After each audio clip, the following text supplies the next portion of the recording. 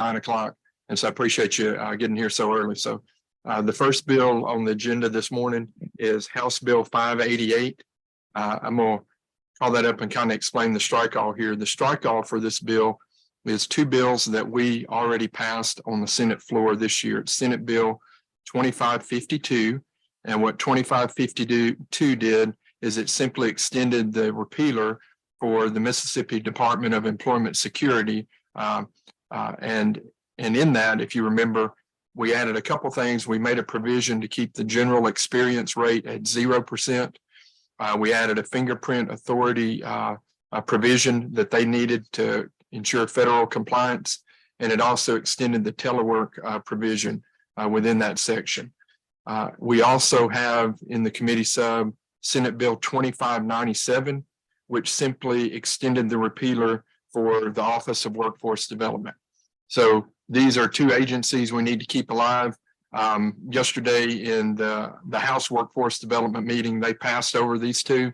And I want to be sure that we have a vehicle alive to kind of keep this moving as our conversations continue. So again, nothing new, no changes, just a strike all. So be glad to answer any questions about either of these bills that are included in the strike all in front of you. Yeah. Senator Norwood. Yes, sir. What you say about the telework now? Yeah, so we added that provision on the floor when we took the bill up because we have in particular some workers at DEQ. We had some provisions that we added about telework during the COVID crisis. And what I found from DEQ is they've been able to retain some employees who do advanced computer work from remote locations that they could not keep if those workers had to come in. So it extends that provision, for a little longer. And I guess my concern there is that, there's been a lot of questions regarding telework. Right. And make sure that we have, they have procedures or guidelines in place that we all could agree upon. Right. And, do we have that, or is that something that? Yes, it's the same language that we used when we put that provision in that we vetted as we were going through that. So it's not new language. It's just kind of the extension of existing language we put in place.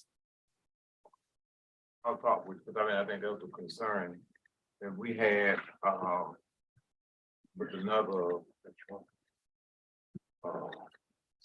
I'll talk with you about it. Great. No big deal with this. Okay. Make sure we have. Yep. Senator McMahon. That language for the telework, is it just for computer tech, or is it broad, allows any employee?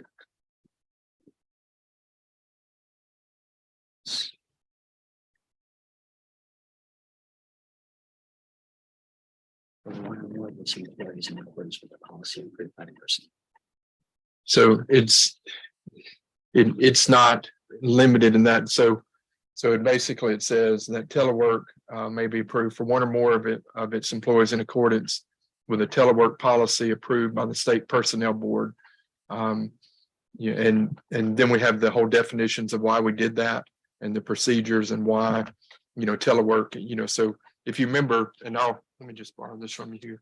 We put in here some provisions when we did this originally, that the telework policy should include one or more of employees, and it should determine whether or not telework is in the best interest of the agency. In doing so, the appointing authority shall seek guidance from the state personnel board in determining what forms of work activities can be effectively and efficiently managed through a telework arrangement. It establishes procedures to protect any information, require all teleworking employees to sign a telework agreement that includes their work schedule, provides for supervisory oversight through the review of the work product and deliverables on a regular basis, establishes work schedules that ensure that some personnel are at the appointing authority's offices to provide direct contact with the public.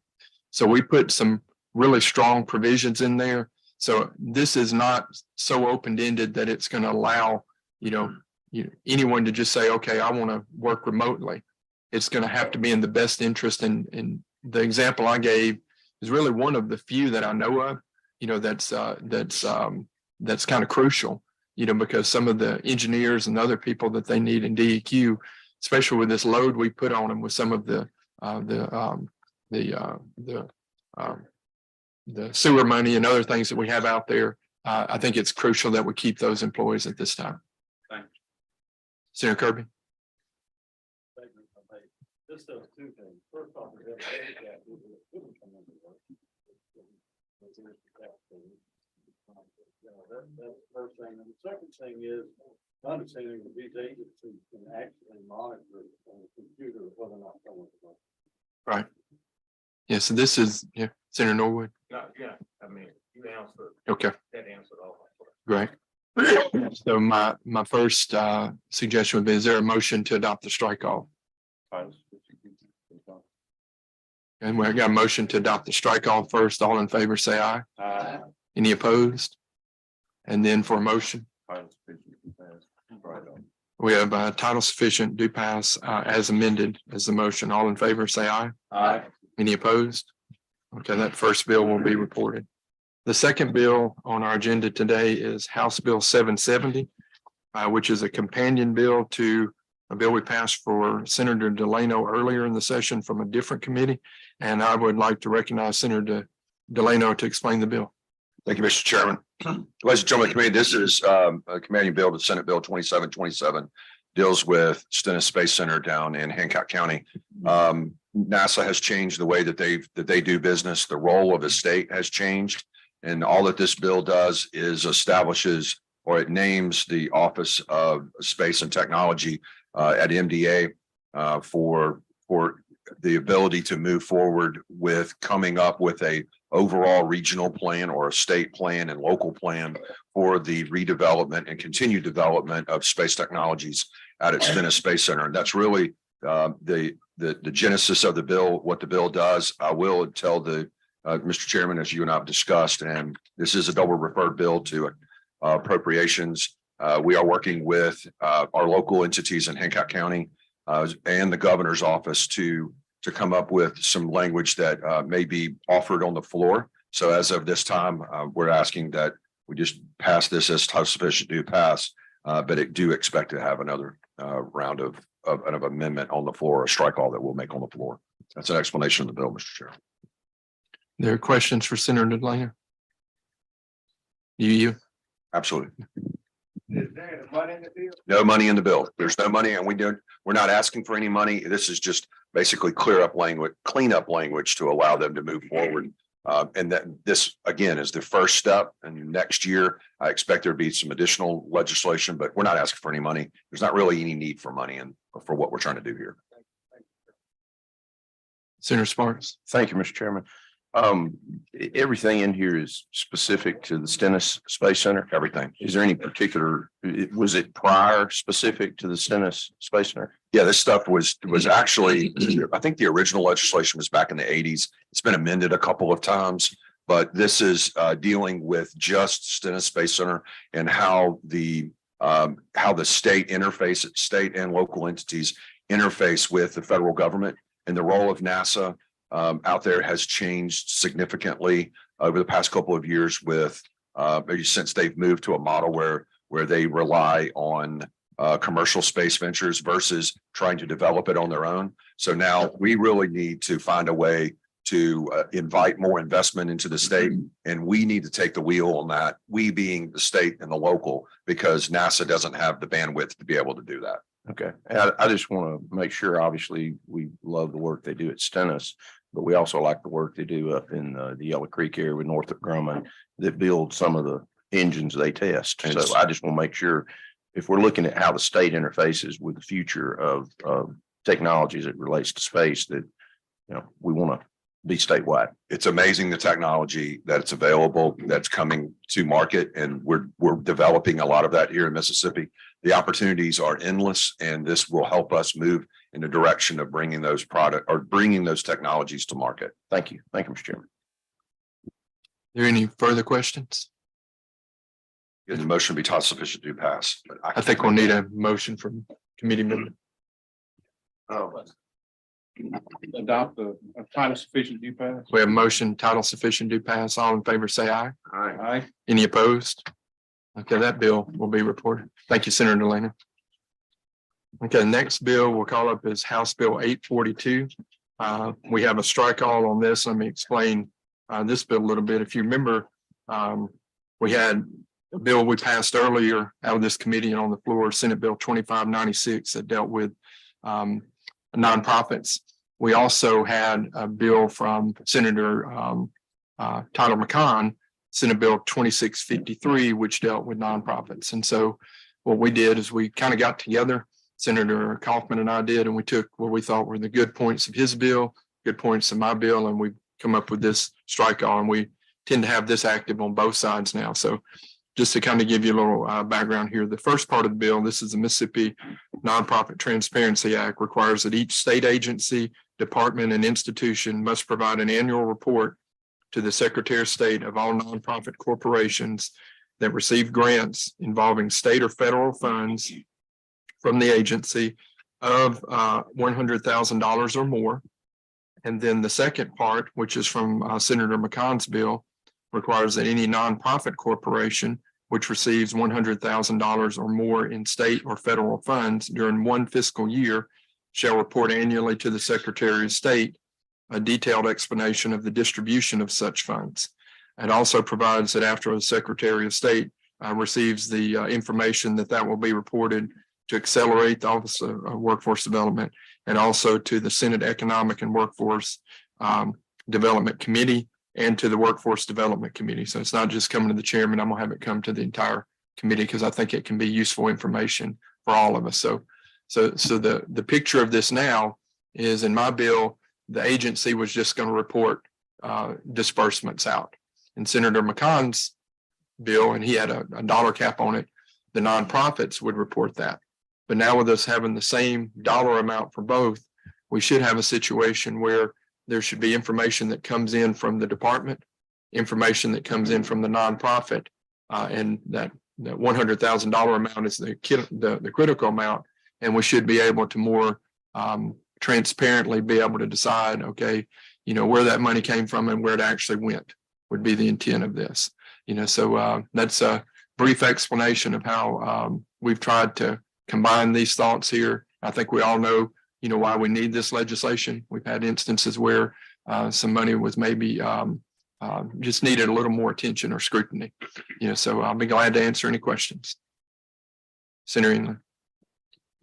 Thank you, Senator Parker. And I don't know if this is a question, it might be more of speaking to the bill, but I spoke with one of our nonprofits back at home that provides a very valuable service for providing a safe haven for women and young ladies that have been involved in human trafficking, trying to help them get back together. And they expressed to me the vast load of paperwork that they already have to do with federal grants that they receive and other things. And I agree that this is a needed bill. We do know that there's things that happen in the state that we've got to get a hold of and prevent from happening again where funds are misused. But I just hope that maybe we can work on this some as we see need be to maybe help those nonprofits that are doing very good work for our state.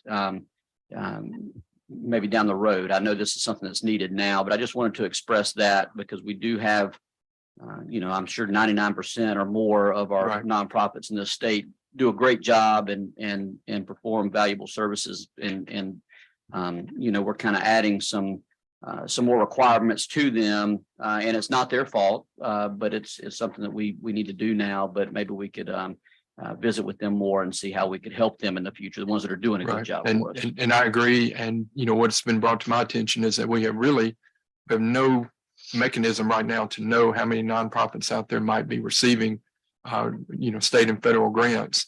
And so that's why when Senator McConnell and I worked on his bill, originally had a threshold of $200,000 on it. My bill originally had really no threshold. We were going to have every state agency report every grant and everything that happened. So we kind of met in the middle. That's where we came up with the 100,000. And if we find that 100,000 is too labor burdensome on the nonprofits, then I think we can move that goalpost a little bit. But because we have basic, we have no information out there to tell us, okay, how many of these nonprofits are receiving, 100,000 or 200,000.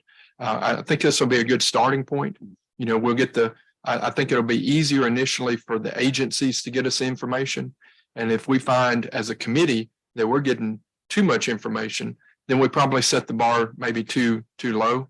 If we're not getting any information, we maybe didn't set the bar high enough, but my plan is to continue to work on that. And the 100,000 amount is not based on information. It's just based on kind of a thought that we can kind of find a middle ground right there. Well, I certainly appreciate your work and Senator McConnell's work. I do support the legislation. I just wanted to make the Right. statement and And I have primarily for folks to know that we are willing to work and we'll keep working. I know, Right. you work hard on doing that too, Senator Parker. Thank you. absolutely.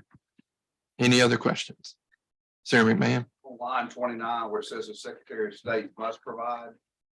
Wouldn't that be better worded to say the Secretary of State shall provide? I have the desire, and that's something that we could change, this is going to require a little setup on the Secretary of State's part, and so I'm kind of putting must instead of shall at this time. I think it gives us a little bit of time to, kind of not put, a mandate, on that office. It is at this time, but as we retool this and we make this hopefully better, that might be a good, edit that we might want to make down the road. Any other questions?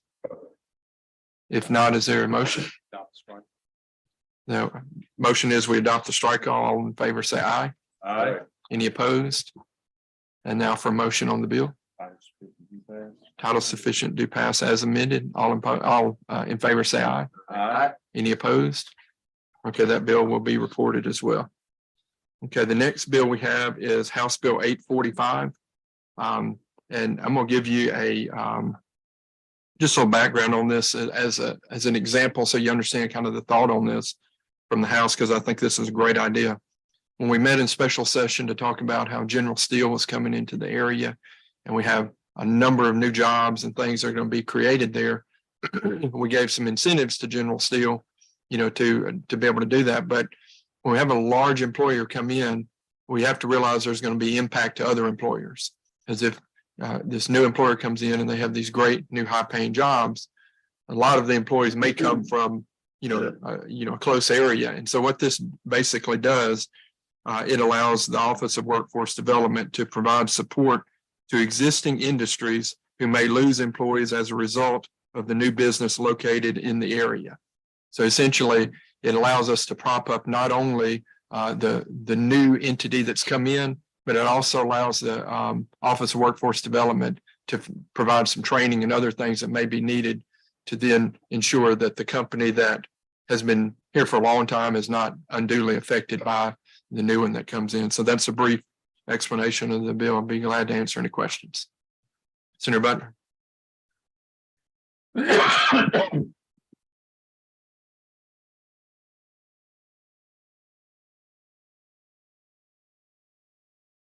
Thank you, Mr. Chairman. Today, in a way, we're gonna have data to tell us what companies are losing employees, that kind of thing. How does that work? Well, I would say before we set up Accelerate an Office of Workforce Development, my answer would be no. But now with them in their capacity, that's something I've had conversations with them, and I know as someone who sits on the SWIB board now, that's something that's important to me. We have at least one more member of the SWIB board in here, I think, who shares that concern. So I do think we have an agency now that can provide those metrics, and let us know that. Okay, again, I think that's most important, because again, we do look at new businesses but our existing businesses always struggle some kind of way, Right. you know what I mean? I think this is a great opportunity for Right. businesses. Thanks for the comments. Any further questions? If not, is there a motion? Motion of title sufficient to pass. All in favor, say aye. Aye. Any opposed? Okay, that bill will be reported. Okay, and the last bill this morning is House Bill 1301. And this is a very similar bill to one that Senator Younger introduced earlier in the session. We brought this bill through our committee. It was not taken up by appropriations, and we're trying desperately to keep this alive. So this does two things. It would make the career coaching program permanent, which is, I think, something I've spoken to most of the people on the committee about. And most of you attended the hearing, have seen the benefits of that. And then it also provides a little vehicle for career coaches to access a secure end-to-end platform that enables them to advance analytics for the purpose of assisting students to develop customized career pathways. So there are some companies that make some interactive programs that are geared towards kids kind of in the high school type of era that tries to interact with them to find out what's important to them, what type of careers they might be interested in, connect them with businesses and other things like that. It doesn't select a program, but it allows the Office of Workforce Development to try to find a program that works well for them. I've been told that such a program might cost around $400,000. And so this just would allow not only the career coaches to be in place, but as part of the vision to try to give some funding for that too. It also provides a vehicle, for us to allow that type of funding. And should the Office of Workforce Development find that as a needed piece of the pie. So that's an explanation. I do, in concerns that we had and with it not passing through appropriations last time, I would like to add a reverse repealer. I spoke with Chairman Hobson as he still works through some concerns he has. I think that would make it a little bit easier for us to maybe get this double referred bill through appropriations and keep the conversation going, as we end up the session. So is there a motion to add a reverse repealer? One question before the Chairman. Yes, sir.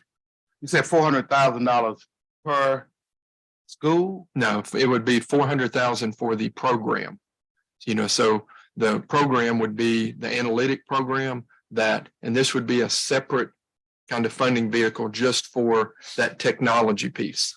The amount that we still have in mind for the career coaches, last year we appropriated $8 million towards that out of ARPA funds.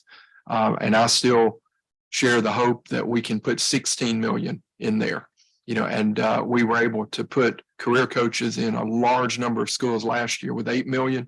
I think we can double those efforts if we're fortunate enough to get 16 million this year. So if that is important to you, I would encourage all of you, to, speak to your colleagues, speak to, other members of the Senate about how this can, this can move forward. Because I do think that, in my opinion, there are a couple of great things we've done that have shown dividends for years to come. One was the third grade reading gate, which got a lot of criticism initially, but I'm proud to say that our reading scores for fourth graders, I read an article yesterday from New Mexico, and it was kind of in jest a little bit, but they said that what New Mexico can do to raise reading scores is look to Mississippi for advice.